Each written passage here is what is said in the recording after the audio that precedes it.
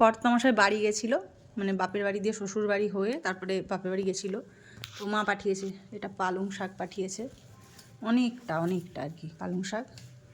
একটা ব্যাগও আছে, এটা হচ্ছে চালতা, যেটাকে আমি ডাল বানিয়ে খাবো।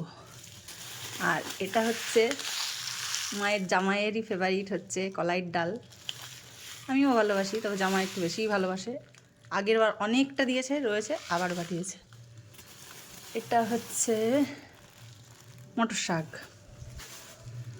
এটা ছোলার শাক, আর এগুলো হচ্ছে ওলকপি অনেকগুলো পাঠিয়েছে, আর সাথে ফুলকপি দুটো।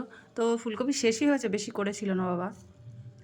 বাবা তো রিটায়ার করার পরেই সব সবজি টবজি করে, আর আমি তো এই থেকে ইন্সপিরেশান পাই। তো আমারগুলো তো গেছে ছাদের, এইগুলো যাই হোক পাঠিয়েছে। আর আরেকটা জিনিস পাঠিয়েছে, এই যে নাতনির জন্যে মাটন।